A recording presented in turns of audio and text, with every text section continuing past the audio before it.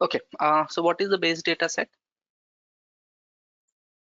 The starting point of any reports that we're going to create, and it Mm-hmm. always has a downstream, Okay, and we can so import three okay, types of the source are like custom reports, SFTP and Excel files.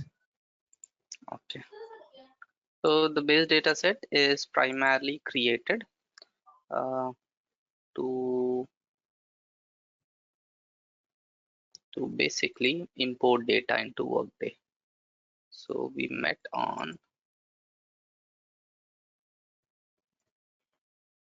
Okay, so the whole purpose of creating a base data set is that it allows me to import data into the Workday tenant. Let me log in.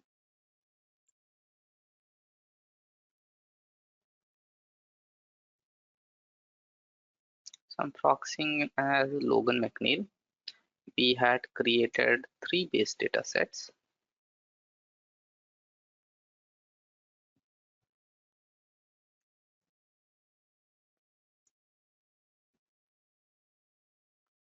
One to import the company structure, the other one to import the supervisory structure, and the third one was basically to import the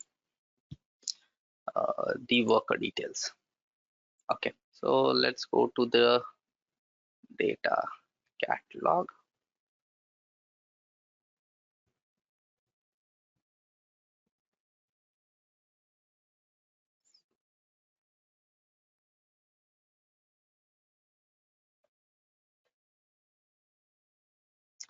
Okay, from here we would look at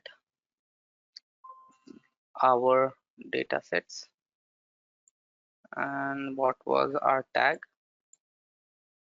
It was WB Jan Feb 7, yeah, Feb 7. 7. Okay, so we have created 3 base data sets, right? All right, but Yes, we had 3 separate sources of data. One was the company details, one was the supervisory details, and the third one was the worker details. Now, corresponding to those 3 sources of data, what we have done is we have created 3 base data sets. Now, what I but then this, if you see, doesn't serve any purpose until I'm able to bring this data together, right? Because all this data is currently segregated in 3 different data sets, right? So for me to yes, ultimately understand in a given company how many organizations are there in a given organization, for example, how many workers are there, the attributes of those workers, and so on and so forth, what I'll have to do is I'll have to create a derived data set. So what is a derived data set? A derived data set is primarily created for bringing in data from multiple data sources. It is created for your data transformation. Now, you can also do some bit of data transformation in base data sets. So if I view a new tab, one of these base data sets, we know that or we just mentioned that all data transformations happens in the stages. So stages is what transform your data. So stages model the flow of data, or they basically transform the data. So in that sense, if you see, even in a base data set, we have the ability to add certain stages. In fact, that part stage is something Workday automatically added. But then, in addition to that as well, we can add a few additional stages. So in that sense, even in base data set, some kind of transformation can be done. But the actual transformations can only happen in a derived data set, because only in a derived data set you can bring together data from multiple sources. And how do you bring together data from multiple sources? Right? Through data which is read in your base data set. So if you see yep. here, I have the ability to add some stages, and we'll look at those.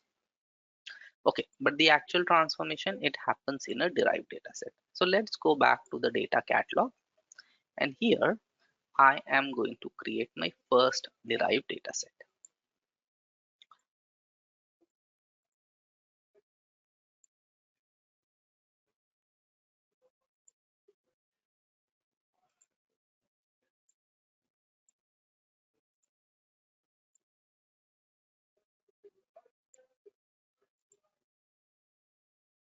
Okay, so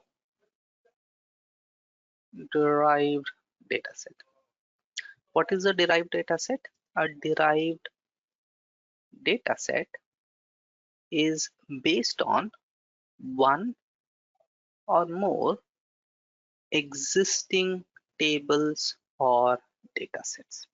So tables, we'll talk about that later, right? But for now, a derived data set is basically created using one or more existing tables or data sets. These data sets could be base data sets or it could be other derived data sets. All right. Okay. Now,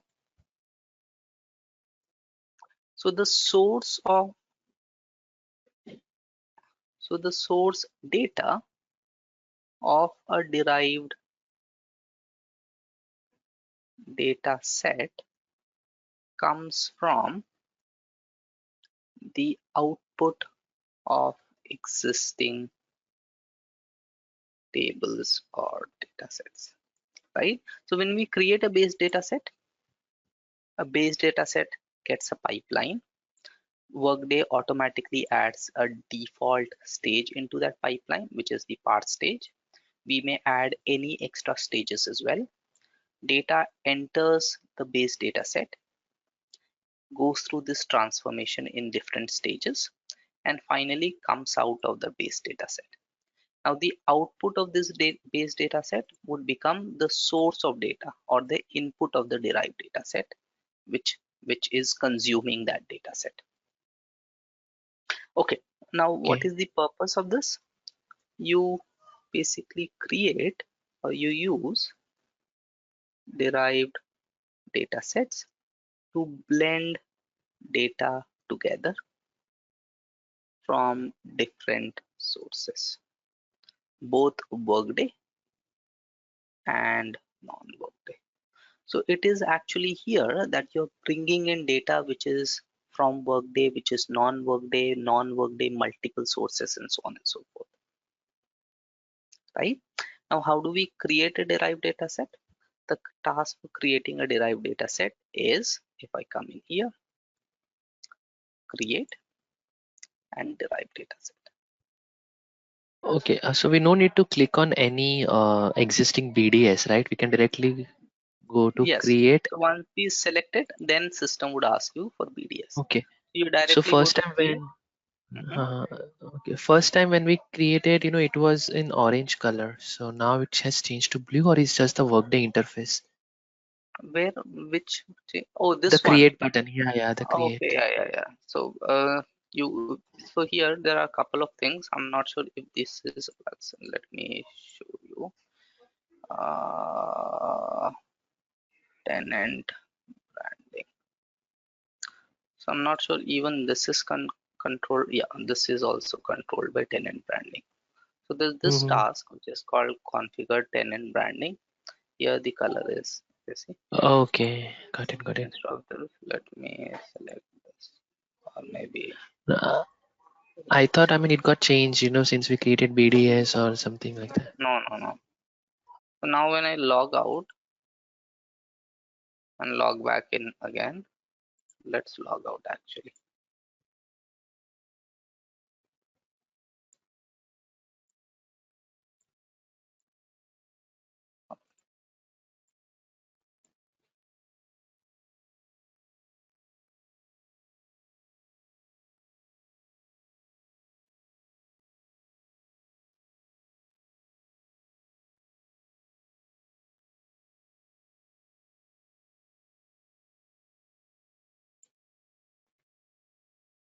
Oh, it's still yellow here. Okay, I'm not sure, but Yeah. you don't have the ability to change individually. It still Oh, must okay, have okay. come somewhere. Okay, any which ways. So create and create a derived data set, right? Now, when you create a derived data set, that's when system would ask you which of the base data sets you want to use to create a derived data set. Said we saw that the moment we created our base data set, Workday automatically added the primary pipeline. right? So Yep. Workday automatically added the primary pipeline. Here I have mentioned that a derived data set can consist of multiple tables or data sets. So the moment you select the first base data set, if you see, when I'm creating this derived data set, the first table, the first base data set, or the first derived data set that I select, that becomes the primary pipeline for this derived data set that I'm creating. Okay. So what is the Okay. primary So we'll have to pipeline? The choose it primary, carefully. right, exactly. So the primary pipeline is simply the primary source of data, but it can get data from multiple sources. Okay, so in that case, let me ask you this. Which of these, so if you see, I have the company structure. Within company, I have supervisory details, and within supervisory, I have the worker details. So which one do you think should be my primary pipeline? It should be company details. Yeah, so it should be company details, because ultimately what I need is, for this company, I want to extract all the data, The right? supervisory organ worker details. Right, and worker Yep. details. So the pipeline you choose. So now I'm coming here, creating a derived data set. I'm searching for it, and this becomes my primary pipeline. So the moment I select it, system would ask me for a name, and I'm calling it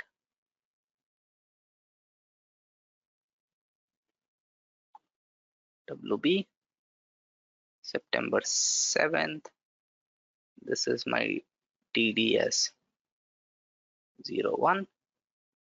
I'm creating it.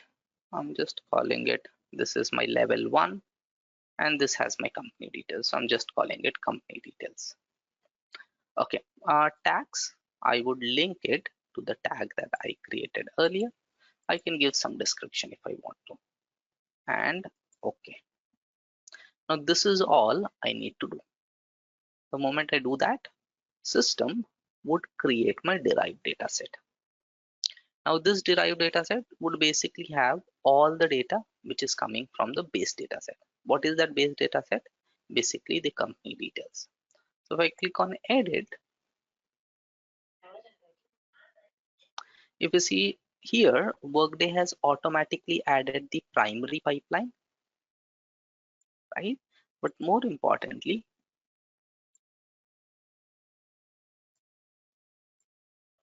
so just like we saw with our base data set, here as well, Workday has added the primary pipeline. But the difference is here,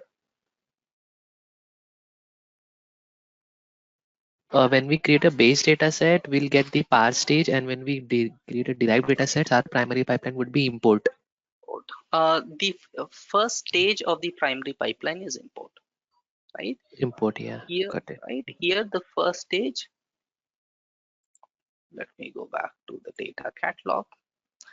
So in a base data set, the first stage is basically, so if I take this as my base data set and view it in new tab.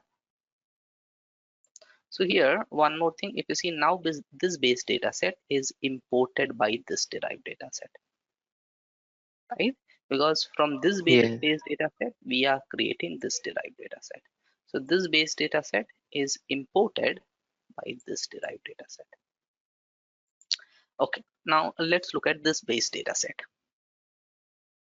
Now here again, system has added the primary pipeline. System has added a stage within that primary pipeline, and as you mentioned, that stage is the part stage, whereas here that stage is the import stage. But you'll also see another difference, and that is, let's this load.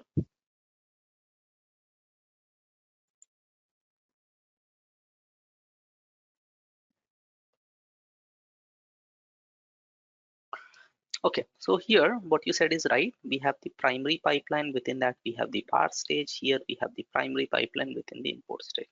But the second difference is here, if you see, there's no change pipeline option, whereas here there's an option to change pipeline. Now what does it convey, Yes. right? We have already mentioned that a base data set can only have one pipeline, which is basically its primary pipeline.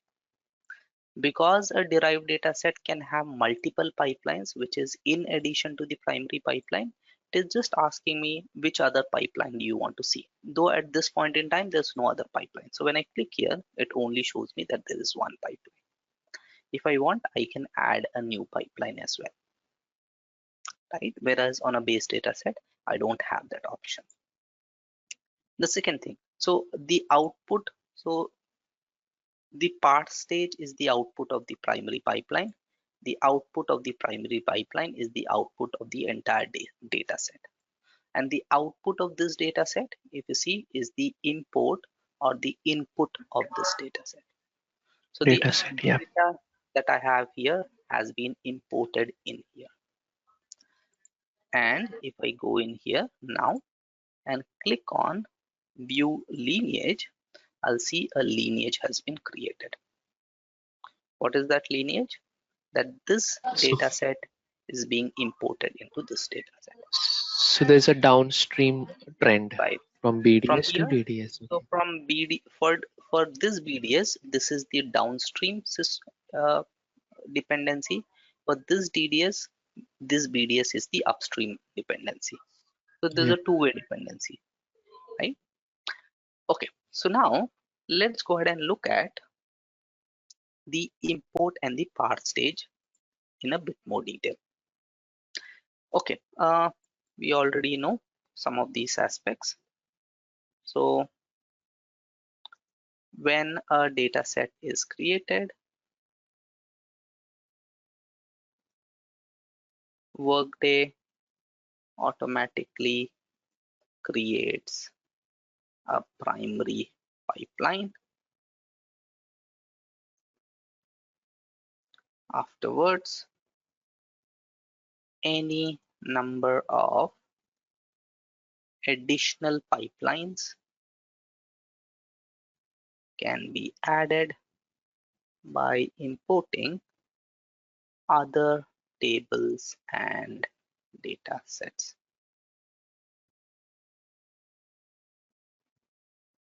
right? We also know that a pipeline is a collection of stages and can be added to both base and derived data sets. However, some pipelines can, some stages can only be added to derived data set. So if we go into the tenant now and look at this derived data set, when I click on stage, you'll see this list of stages that I can add is many more. Whereas on this data set, I can only add certain stages.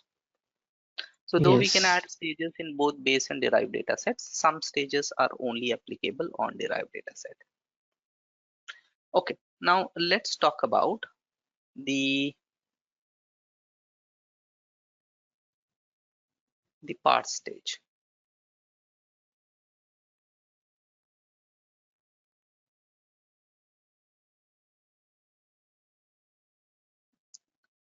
Okay, so the first one is the import stage.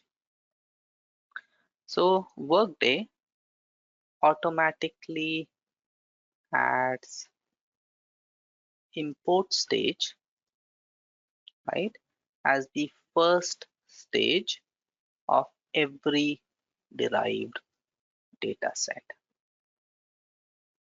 right? This stage cannot be deleted. We'll see later as we add more stages that other stages can be deleted if you have added them. But an import stage or a part stage cannot be deleted. So Workday adds an import stage for every derived dataset because it is simply importing data from other datasets or other tables. Okay, so if I go back, you see that I do not have an ability to either delete a part stage or delete an import stage.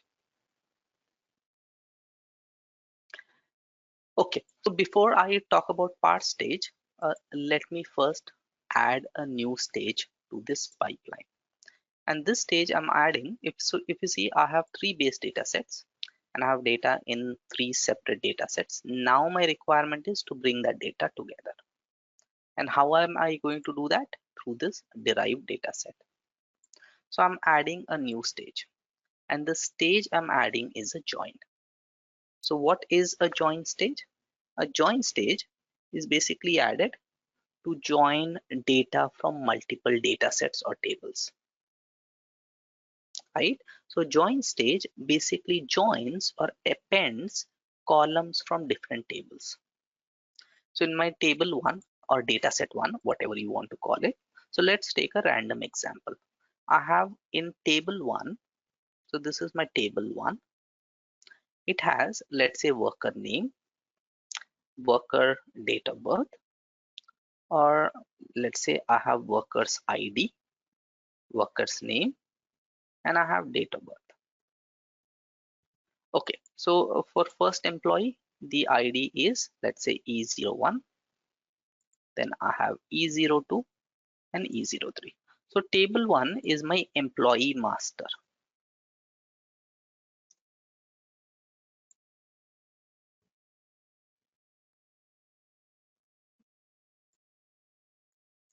Okay, so the name of employee E01 is employee 1. Then we have employee 2, right? First name and last name. Let's say this person's name is EMP3. And this person's date of birth is some 1990, some 1992, and 1985. Okay, so this is my table 1, which is basically employee master. And now I have another table, which is my table 2, which is, let's say, asset master. Okay, here I have the asset ID,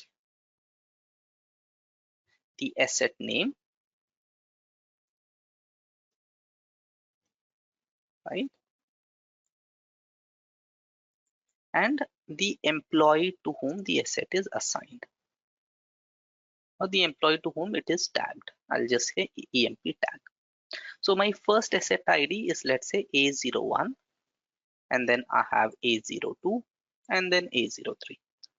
My asset 1 is, let's say, a laptop, and this asset is assigned to, let's assume, E01, right? So this asset A01 has been allocated to my employee E01. All right.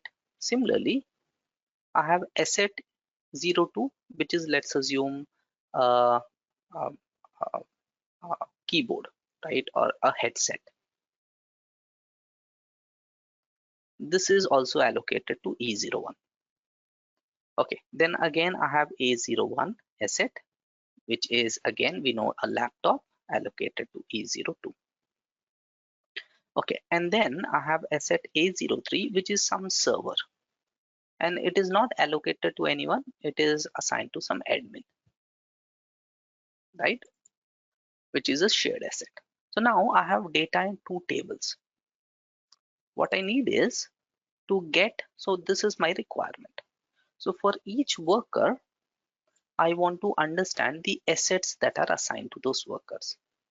So in a single table, I want to get the worker name, the worker ID, the worker name, the worker date of birth, and the assets that are assigned to them. Okay, so which means I have to create a single table, which is a combination of these two tables. And how do I create a single table which has cells from multiple tables or columns from multiple tables? I do that by adding a join stage. So a join allows me to join columns from multiple tables. Okay. Now when I do a join, I can do different types of joins. Okay. So now if you see, I have a single pipeline, which is my primary pipeline, and this is the data in that primary pipeline. I need to join it. So when I need to join it, I need the second table as well, right? Only then I'll be able to join. I can only join two things. So when I select join, then system asks me for the secondary pipeline. So as part of, instead of me having to add a secondary pipeline manually, what I can do is on my primary pipeline, I can add a join stage. When I do that, system would ask me obviously what is the other pipeline that you want to join with your primary pipeline. And now I can search and select. So here I gave you this example, but in our case, we have to join company details with supervisory details. So this is my second pipeline or my second table that I want to join. So I'm selecting that here. So I'm saying add another pipeline and I'm selecting this base data set. This is the one and select. All right. So if you see now, I'm joining data from my primary pipeline with data from my secondary pipeline. So this has done two things. It has automatically created a secondary pipeline for me. So this is my primary pipeline and this is my secondary pipeline. Okay. Okay. Now, if we come back here, so how do you think I'll be able to join these two tables? How would I identify which employee has which asset in this table? So in this case, we'll get E1, 2, 3. There would be duplicate rows for 1. Okay, no. So for first, how are you checking that employee one has which asset assigned to him? How are you identifying But that? I with ID as our primary key. All right. So we are using a primary key, right? Mhm. Now the same thing I have Yes. to do here as well.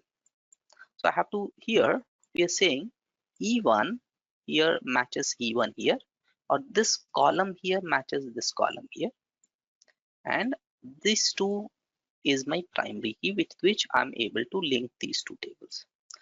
So the same thing when I'm adding or joining two tables or two pipelines as we call them in Prism, it is asking me from which field in primary pipeline links to which field in secondary pipeline. Okay, so let's quickly check these pipelines. So here I have company name, company ID, sector, uh, parent company ID, and then we have WPA load ID and stamp. Okay, this is what I have in primary pipeline, and this is what I have in secondary pipeline. So which field do you think is a match? I have organization name, type, supervisory organization Workday ID, org level from top, sector BU, and headcount fields. So which field I saw can, sector as the, yeah. mhm. Okay, so this is Sector is why, common in both the. right. So this is why we initially selected or created this common value, right? So if you see these companies, they belong to this sector, and these organizations, they belong to that very sector. So we would use this sector as the common field. So now I'm saying in my primary pipeline, map sector with the sector in my secondary pipeline. The moment I do that, Workday has shown me the join result. In join result, it is only showing me those matching values. So it is simply taking sector from my table 1 and sector from table 2. Okay, now the second thing it asks me is the type of join. So the type of join that happens determines what is my output table. So let's first see. I have the employee ID, which is my final table. I have employee name. I have employee date of birth. I'll have asset ID.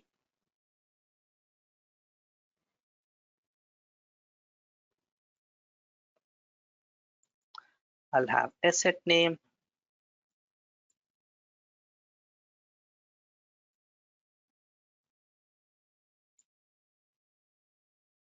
I'll have asset name and asset tag. So this is how my final table would look like. Okay, so now ID here or ID here maps to this here, and it also maps to this here, right? Because this ID maps to these two. These are Yes. common values. So I'll simply copy them and paste them here,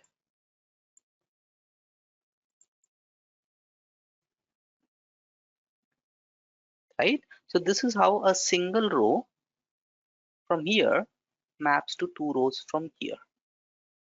Okay, similarly, I have E02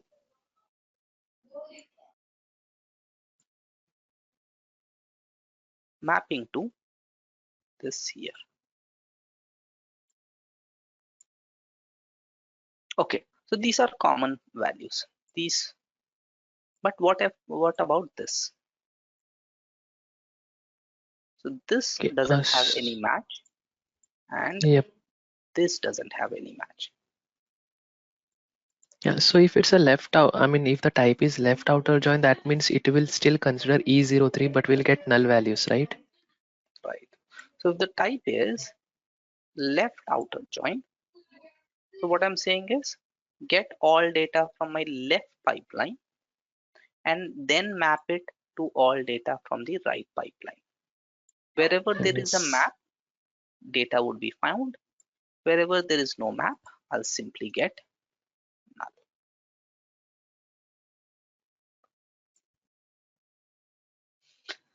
All right. Okay. So what other types of joins are there?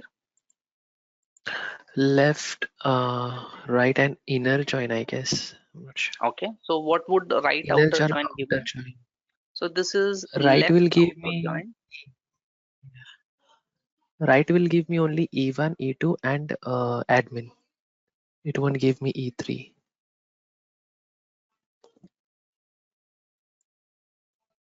So this is a left outer join. Okay. What would right outer give me? Right will give me E1, E2, and admin. E1, E2, admin. But do we have admin here? No, so it will give us null, right? Okay. So it will give me null here and here. Mhm. A03 server and admin. Okay. And then we have, I guess, inner join, Mm-hmm. which will give us the combination, I mean, unique values. Like it will give us only E1 and E2. It won't pull E03 and admin, So inner join would only give me that data which which is has available a in both the data combination, right? tables. So it only gives me combination. So inner join will not give me this row at all. And what is outer join? Yes. Full outer join. Com combination of everything is 0, 1, 2, 3, and admin.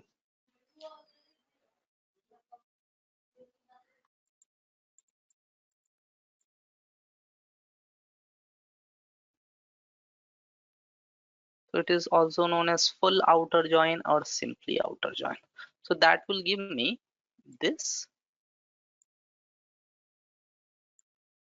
as well as this.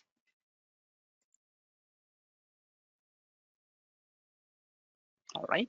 So it basically the type of join that I do determines what kind of data is returned. Okay. All right. That is perfect. So here I want to, the default join type is left outer join, which means system would check the matching values from left table and then map it to the mapping values from right table. Wherever there is no mapping value in the right table, it simply gets null.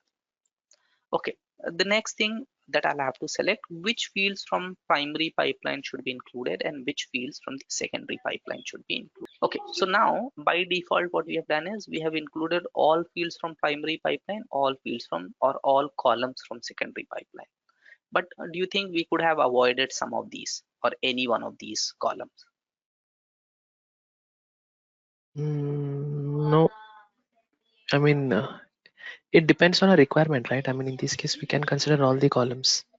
right? Or yeah, so in this case we can probably consider all the columns because we have admin which is unique here, but most probably I could have avoided this, right? Because employee one and these IDs are actually mapping these values. Okay.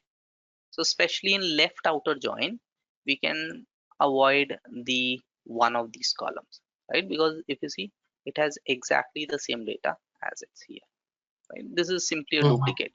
Or if I come here, if you see the sector here, which is what is joining to sector in my secondary table, and they are exact duplicates, right? Except for where there is no value at all.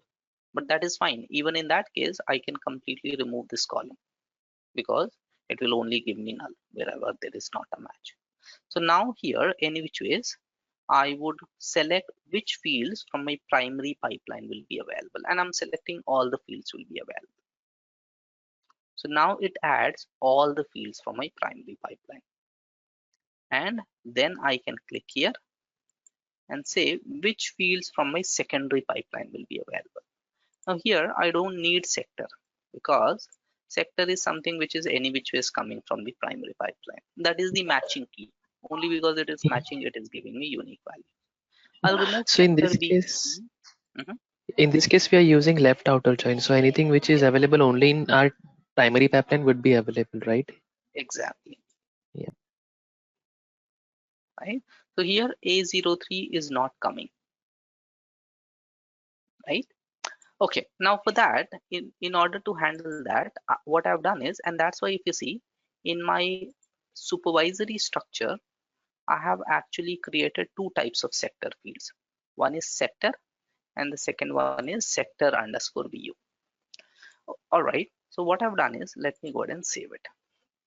So when you create a supervisory org or any organization in Workday, you associate with that a subtype, and that is the property that I have basically used.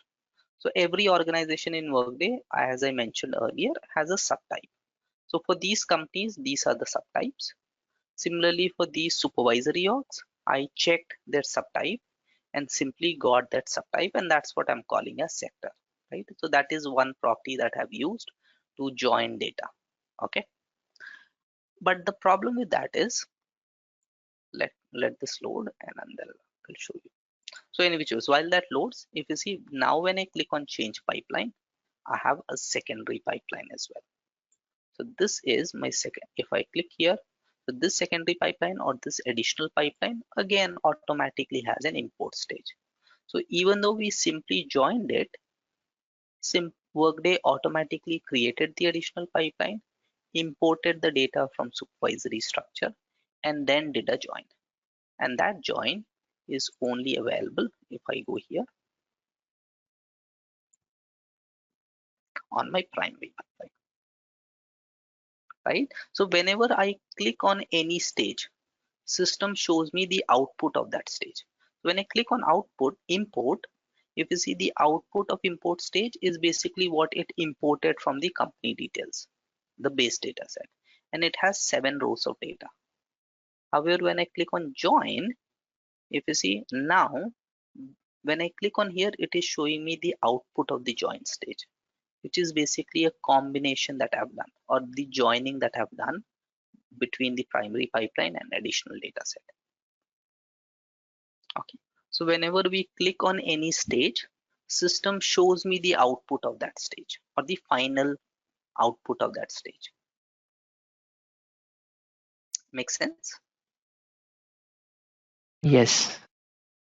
Okay. So let's look at the supervisory structure once again. Now the problem I had was every organization. So when we create a supervisory org, we create a hierarchy of supervisory orgs. Let me show that. If I go to global modern services,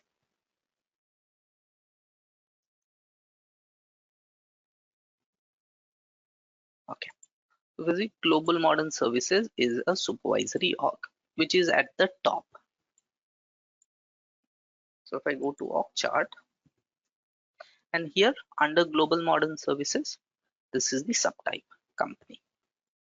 So in here, in this first column, I'm basically getting the subtype of that particular organization. So for information and technology, the subtype is IT, which I can see in the details.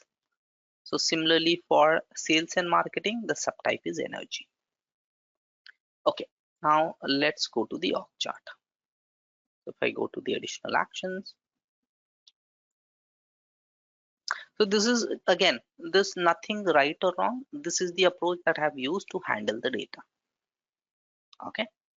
Okay, now under GMS, if you see, I have executive management group, altitude corporation, which are all at level 2. So altitude corporation, company Z, executive management group, HANA Cloud 1, these are all level 2. And these are the subtypes of these organizations. Now under level 2, I have my level 3. So if I go ahead and expand executive management group, under it, if you see level 3, I have global talent, human resources, information technology, so IT, uh, human resources, finance and administration, information technology, operations, so on and so forth. Okay, so here I have basically received or extracted the subtype associated with the organization. But from level 4, what I've done is risk and management. So if I open this organization,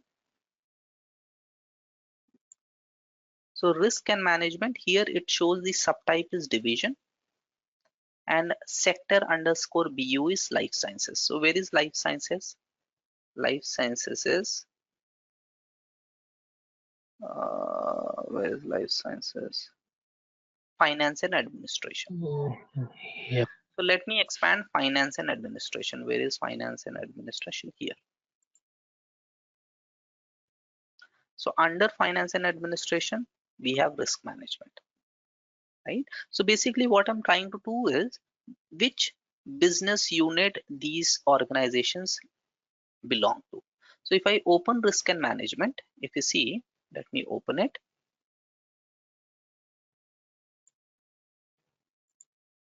So for risk and management, once again, if I come down here, its own subtype is division. So if I come to details, its own subtype is division. But it is part of which business unit? It is part of finance and administration. And this subtype of finance and administration is life sciences. And the reason I had to do that, because ultimately, if you see this join that I have received, I have only received for the first 3 levels, wherein the sector actually matches the sector of the company. But what about all these subordinates that also have to map, right? So this is actually a department in my IT sector, right? Similarly, this is a group in my energy sector. What is my energy sector? My energy sector is EMEA. Make sense? So that is why I had to create 2 different columns. One was sector, and for lower level from 4, 5, 6, 7, all these subordinates, I'm also extracting the sector of the business unit that these organizations belong to. I had to create this separate column altogether. Okay. So now what I've done is, and there was also a reason I wanted to show you the union stage as well. So that's why I added 2 columns. Ideally, what I could have done is I could have directly updated the subtype of each of these organizations.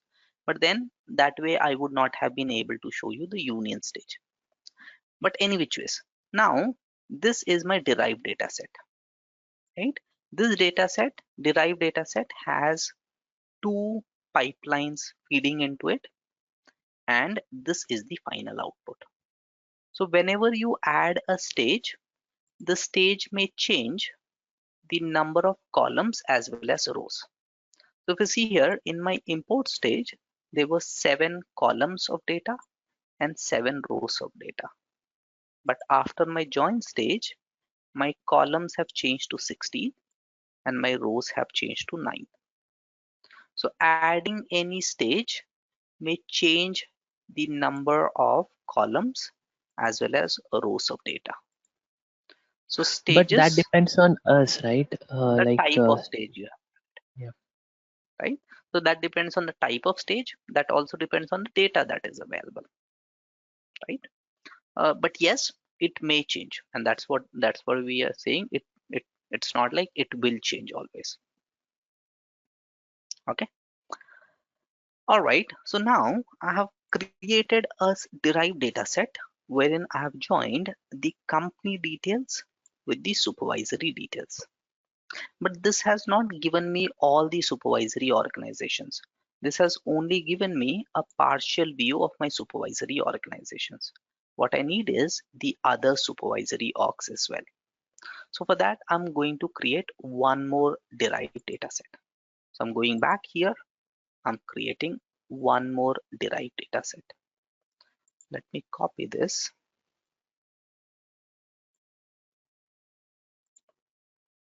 Derived data set.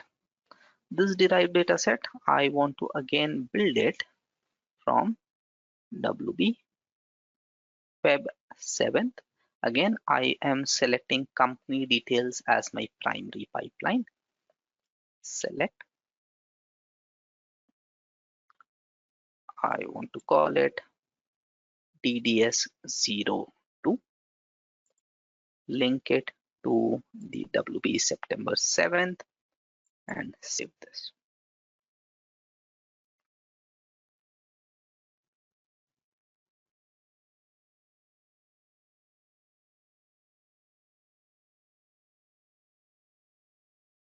Okay, let's go to edit. Workday has added the import stage. Now I already have the join between the company and the supervisory organizations based on this sector, which is up to level 3. What I need is also to identify which company and which of these subordinate levels are mapped. So for that, I'm adding once again a join stage. Again, I have to select another pipeline, and the pipeline that I select is once again supervisory organizations. To WB Feb 7th supervisory organizations and select. Once again, system would ask me which primary pipeline. So my primary pipeline field remains the same, sector, but this time I want to map it not directly with sector, but sector underscore BU. So this is where I'm mapping it. Earlier I had mapped it with sector. And I want to select all the fields from my primary pipeline, from my secondary pipeline.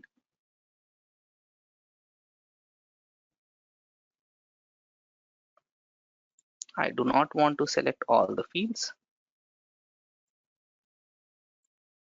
I want to select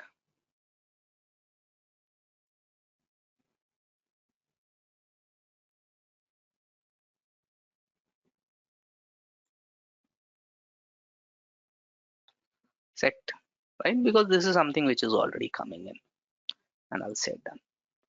So now if you see, I have all of my data mapped, but in two different derived data sets. In DDS01, I have these companies mapped to these supervisory organizations, and in DDS02, again I have the companies, but this time they are mapped to all these subordinate supervisory organizations, which are at level 4 and 5 and 6 and 7. So here the number of rows are much more. Here I only got some 7 or 8 rows. Make sense? Yes. Okay. Now if you see, I have data. Now I have managed to join my data, but that data is segregated across two different derived data sets. So I have DDS01, which has the mapping of companies with the supervisory orgs in the first 3 levels. And then I have DDS02, which has the mapping of companies in the supervisory org in the subordinate levels, level 4 and 5 and 6 and 7 and so on and so forth. I want to, so earlier I had combined columns from two different tables. Now I have table 1, let's assume this is the table 1, and I have table 2, which has, let's assume, data for a different set of employees, but same data. So this is my table 2, which has data for E04 and let's say E05, and let's assume E05 and E06. I'm just taking some random values. Let's not consider this. We don't need this anymore.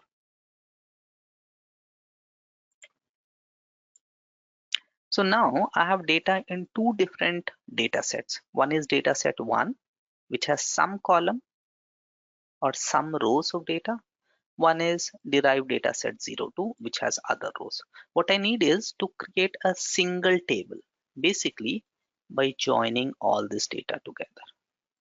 So this is what I ultimately need. So how do I do that? By creating a union stage. So union allows me to, as the name suggests, it allows me to add rows from one table to rows from another table, right? Whereas join, it primarily deals with joining columns of one table with columns of other table. In the process of doing this join, there may be additional rows that are added. Okay. So now I have to create my third derived data sets, and that is, I'm going back to the data catalog. I have to create my derived data set number 3.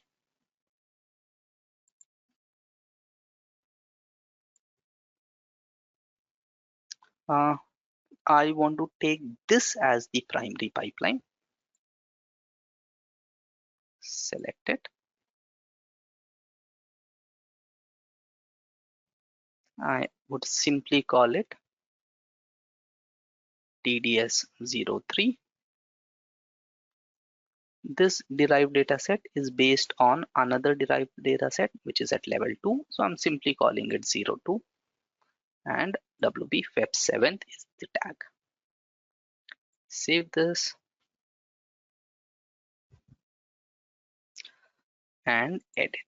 So this DDS03 has the same data as DDS01 now, because